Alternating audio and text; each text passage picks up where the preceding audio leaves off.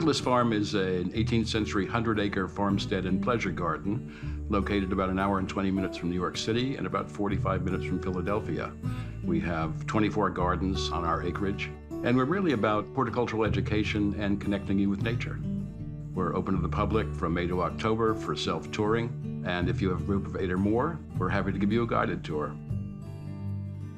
The story of Hortulus Farm really begins in 1681 when Charles II of England deeded 45,000 square miles of land to William Penn. Penn, of course, was a Quaker and had been imprisoned in London for his religious views, and his idea was that he would sell parcels of land to people who were seeking to escape religious persecution in Europe. In 1683, he sold 1,000 acres of land to the Tanner Brothers of London. That parcel was subsequently inherited, resold, re-inherited, divided, sold again, until about 1748, when the Dawes and Warner families intermarried and united 300 acres into what eventually became Hortulus Farm. In the early 19th century, the Warners married into the Thompson family, and they ran the farm as a big dairy operation right into the 20th century.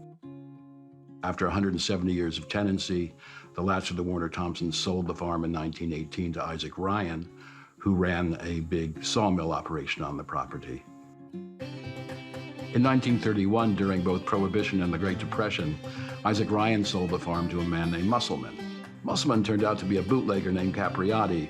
When the feds raided the farm in 1932, they found 20,000 gallons of rye mash and 1,000 gallons still in the barns.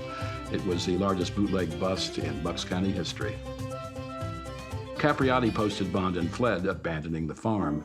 And by 1933, the farm was so derelict it was known locally as Skunk Hollow and was sold at sheriff's sale for $370.91. We arrived in 1979, and because it was such a poor farm, nothing had been monkeyed with. The house was pure, the barns were pure, and what we inherited was a truly wonderful and intact piece of Bucks County history. And so we just plunged in, started fixing things up, and started a garden.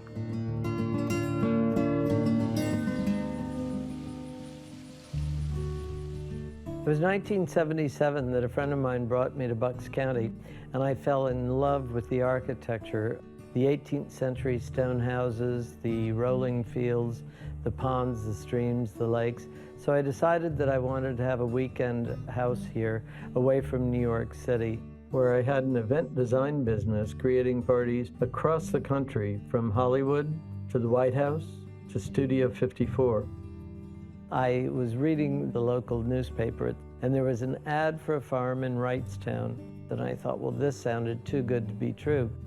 I drove down the driveway and just said, this is it. And I had been living in a small apartment in New York City, so 15 acres seemed like I had bought half the state of Pennsylvania. During the closing, the then owner of the house threw the keys across the table at me and said, good luck keeping that place up. Well, I was terrified, but 15 acres soon didn't seem all that much. We now have 100 acres here.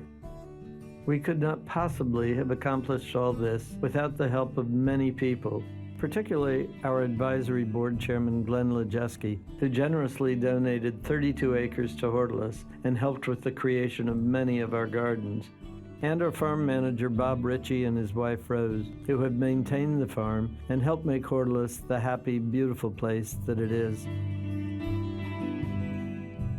We changed the name of the farm from Pleasant Valley, which was a little too pleasant and charming, to Hortulus Farm, which means small garden in Latin.